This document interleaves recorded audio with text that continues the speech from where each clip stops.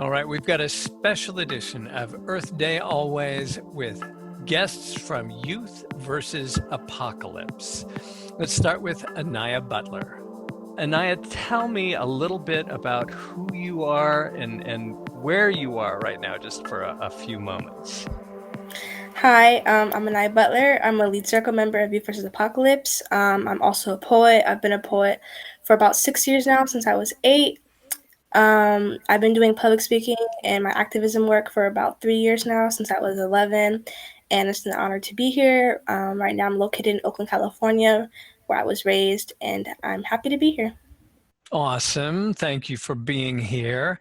Gina Barragan, tell us a little bit about yourself and where you are. Hi, I'm Gina. I'm a youth within Youth vs. Apocalypse. I'm also in Lead Circle, and I'm also a campaign coordinator within YVA. I'm located in East Palo Alto, California. It's like in the Bay Area. Um, yeah, I've been into like activism for the past 2 years, I believe. I've done a smaller project here in my city, and now I work with Youth vs. Apocalypse. Well, I'm excited to have you both here. I'm going to start by throwing out some easy questions, or at least what I think are easy questions. I'll start with you, Gina. What is Youth versus Apocalypse? So, Youth vs. Apocalypse is like we're centered in the Bay Area, and we do a lot of work around climate justice. I know there's a lot of youth of color within the organization, and we just want to fight for social equity and to like help mitigate climate change within, whether it be, yeah, just spread the word about it and take action. Anaya, I'm wondering what attracted you to environmental work and to Youth versus Apocalypse? Yeah, so YVA, we focus on environmental work and also social justice work. A thing that interested me in joining YVA was that they understood and knew the intersectionality of climate justice and social justice, and that was a really big thing for me because before I was an environmental activist, I was also a civil rights activist. I've always fought for Black Lives Matter. Most of my poetry is focused on police brutality against African Americans and ICE with Hispanic people. And so it's just very important for me for people to understand that climate justice and social justice are have a lot of things in common in that they're both the root of white supremacy and colonialism and capitalism and all these other just systems and foundations that our country has been built on. And so that is one of the main things that focused and interested me in YVA. I wonder if you could tell us what intersectionality is, because it's a word we hear a lot, and it's something I think that we need to explain to ourselves and hear from others explaining it. Yeah. Um, to make it easier, it's just like, so let's say social justice and climate justice, they intersect each other. So basically, both of these issues have a lot of things in common. And but basically the root of these problems are intersect with each other. They basically the same thing. And so social justice is happening because of white supremacy, and so is climate justice. The same government leaders who are not allowing the Green New Deal are the same government leaders who are not allowing the defunding of the police. And these are two of the same systems, just different problems. And so this is where they kind of come together and intersect each other because both of these problems are being created because of the same people. So, Naya, you and Gina are coming to this from opposite sides of the bay. Gina, you're in the peninsula, almost the South Bay, and Anaya, you're coming to us from Oakland. I'm wondering, do the two of you talk about particular issues that are just for your geography, or is it always, do you often find that you're dealing with the same thing? The Bay is a very culturalized place. We have similar culture everywhere. It's amazing place to be, especially Oakland. And so it's like our campaigns are mostly Bay Area based. And so when we speak about campaigns we're taking on or speaking about campaigns that we're currently working on, the problems are similar. And some of the times, the campaigns we take on for the whole Bay Area, not just for specific cities and towns. And so me and Gina's work, it does intersect a lot. And so it's like, um, it's not only, like it's some town and some city work, but it's also Bay Area work and California work in general, because we know that we're taking on the bigger issue and the bigger picture, and this is just more than town work. It's becoming a whole country thing, and so basically, our our work is centralized in the Bay Area, but we do take on campaigns that involve California and the rest of the Bay Area. That makes sense to me. And Gina, is that the way you see it? You have basically the same things in front of you? Yeah, like I know we come from two different like places. Like Anaya's in Oakland and I'm up here in East Palo Alto, but our like goals that and like just things we're trying to solve, the problems that we come along where they're similar to both our locations. It's not just oh there's a problem in Oakland. It's like a problem in the Bay Area. And Gina, if you can tell me what brought you to this work, what was the first thing that got your attention? So I actually didn't know a lot about environmental justice. Like I'm a senior in high school, and my sophomore year, I went into this, we call it Green Academy at my school, and it's like centered around environmental justice and all that. And it really opened my eyes to things that are happening like within our society that I didn't know about as much. But as I said before, I did a smaller project here in my city, and it was about air pollution in East Palo Alto. And I realized, oh, there's these problems here centered in my city that I didn't even know about until I looked into it. And then I realized, oh, it's not just my city; it's other like lower income communities, communities with people of color. It's not just a problem for me; it's a problem for other people. And I want to help. I want to make sure my voice is heard with when these problems are happening.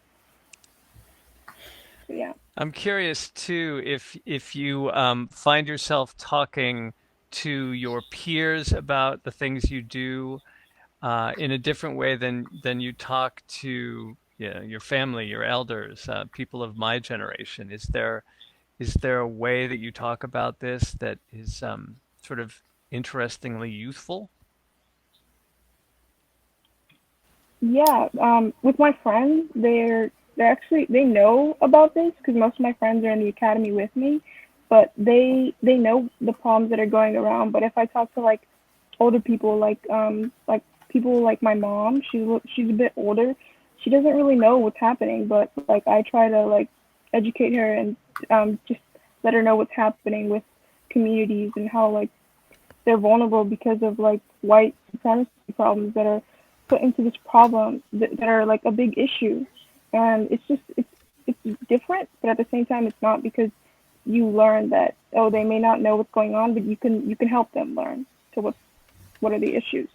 I think I've heard from many people that kids teaching their parents, kids teaching an older generation, it's something that happens and it makes a lot of sense. Anaya, is that something you've run across?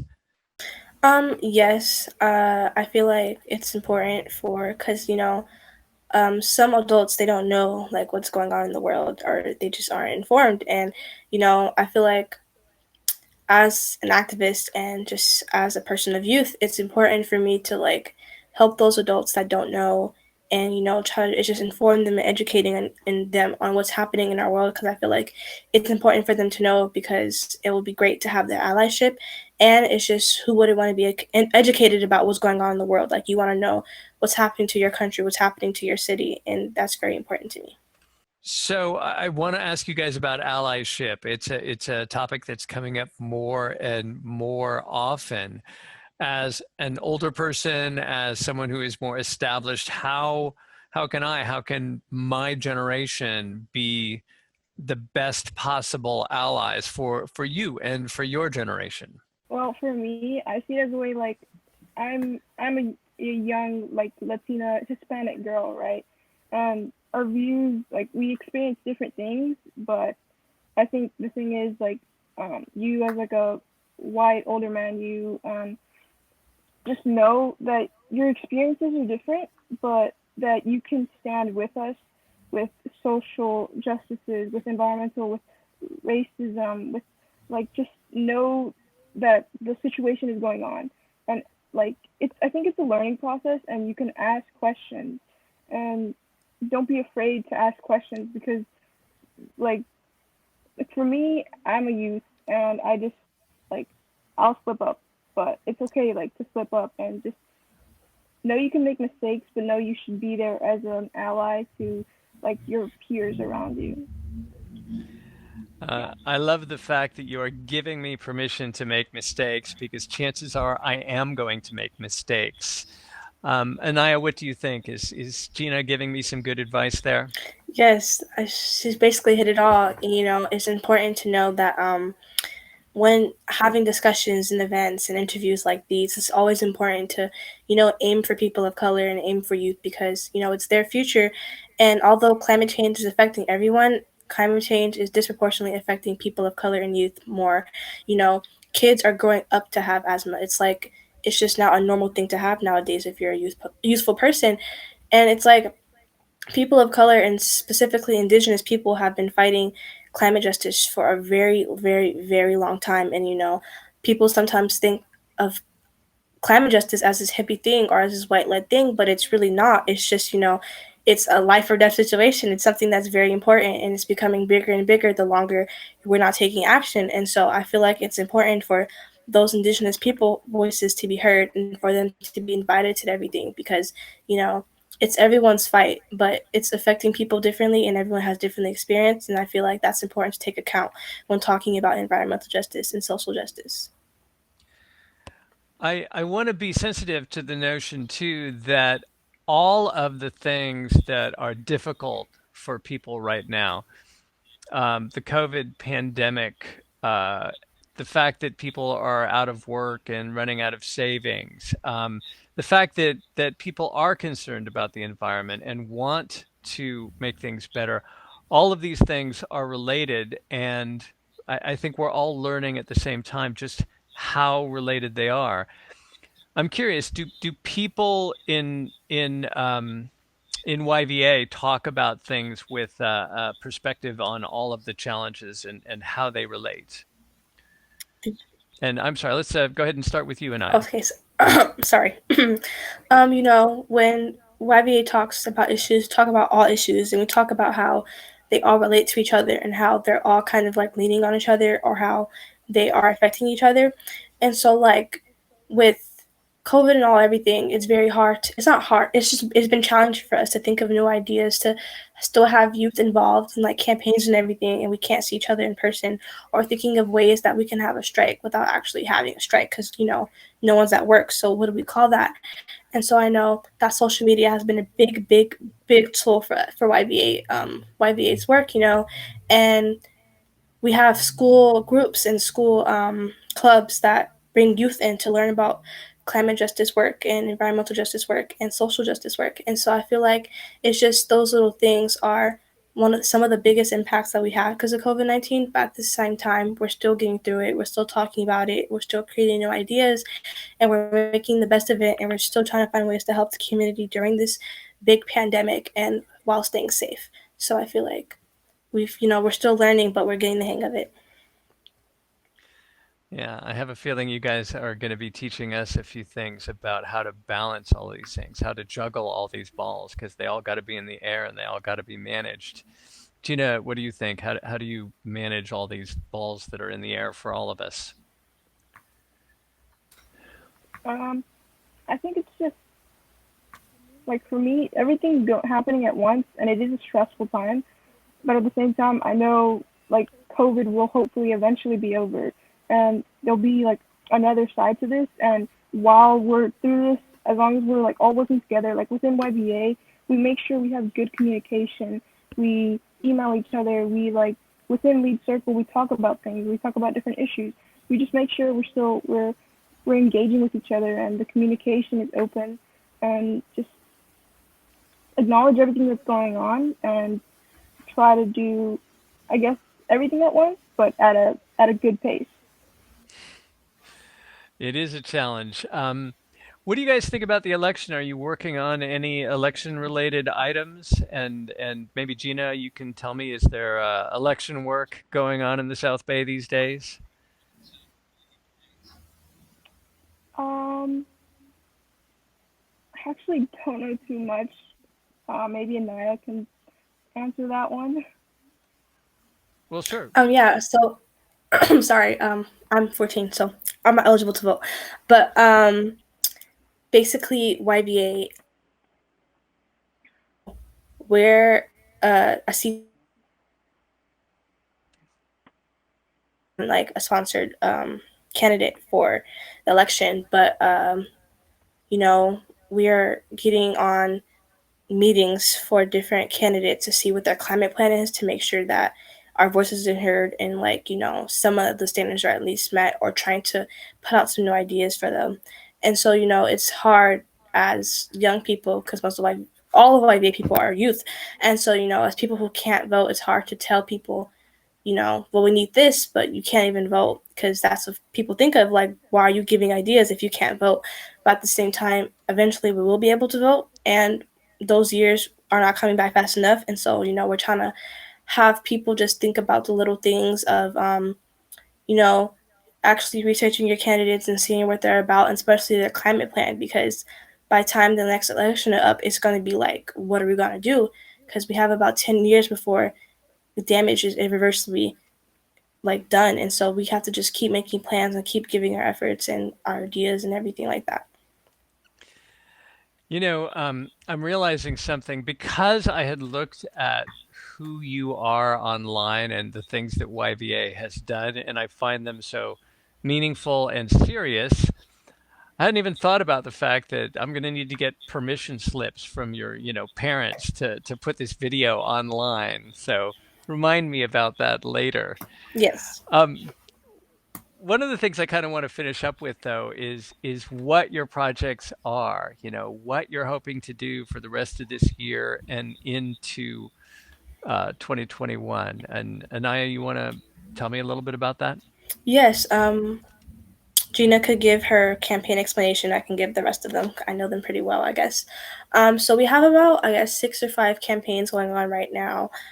We have a Reclaim Our Power one, which I'm the coordinator of. It's basically demanding PG&E to hold themselves responsible and to basically pay the people who lost their homes, their family, to the wildfires that recently have happened, and to basically just for them to be held accountable and for PG&E to stop what they're doing and just think about what lives they're affecting. And then we also have CalSTRS, we have Green New Deal, No Oil in the Bay, and I think that is all the campaigns we have going on right now. And then some workshops we have.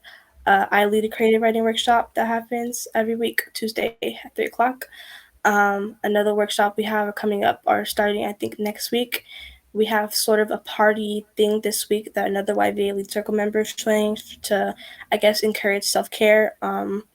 Yeah, and YVA is trying their best to juggle all that, and that's why we have campaign coordinators. I'll let Gina give her explanation for her campaign.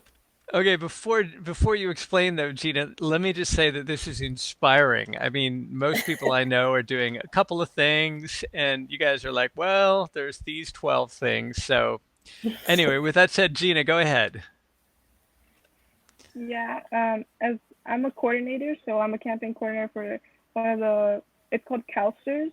So we currently have like a thing, CalSTRS we know is like, it has a lot of funding from the teachers' pensions into the fossil fuel industry, which, if you look at it, potentially it harms like future students, like futures basically. And what we're trying to do is make it aware that CalSTRS should back off fossil fuels because it's harming students. And we were trying to, right now we have a toolkit that we're aiming to like outreach it to as many teachers as possible to make sure that they know that, oh, CalSTRS is funding fossil fuels, and those fossil fuels harm your students' futures. And you, as a teacher, have a say in it. You can help your students' future. You can make sure that youth have something to look forward to. And we're just trying to, since we have COVID, we're encouraging them to use their social media platforms to pressure CalSTRS to stop like funding the fossil fuel industry because it's very harmful. And yeah, we And I'm curious, what's the best way for people in our audience to help you? Is it donations? Is it The best way to help and ask questions is basically going to our website. There you can find most of our information. You can find our email. You can find all of our social media. And just going on the website will help. That's where we also take donations. And if you have any specific questions or anything, you could also hit up youthversusapocalypse@gmail.com and, go to the website. That's where a lot of our information is. And for people like you, people of your generation who say, I want to have a YVA chapter here, or I want to help you out, how do they get involved? They can go to our website, youthversusapocalypse.org, and there will be basically a list of things that YVA is doing, and part of those things are a campaign. And if you scroll down, you can join a campaign, and it's like a registration form. You can choose what campaign you want to join, and how much time do you have to do that, and what role do you want to have, and just different things like that. And Gina, do you have any words of advice for people who are thinking about doing something? I mean, what's the advice you give? It's never too late to start. Like for me, at least, I didn't know much about this, but I got into it, and I've done some work now, and it's just, don't be afraid to start up. Like you're not late to anything. The issue's still, and you can still check out our website, see what's happening, see what way you can get involved. Maybe ask in your school, like, oh, is there a club about this, like about environmental justice or social justice? Maybe start one up. Just start, and just know that other youth have your back as well. Like, people will encourage you. All right, Anaya, Gina, you are both inspirations for me. So if I may encourage you to continue being an inspiration for me, I certainly will. We're going to end our interview there. You guys, are you interested in doing this kind of drop-in via video work with some of the organizations that are out there, 350 Bay Area? There's all kinds of organizations that would love to hear from you. Are you guys game for that?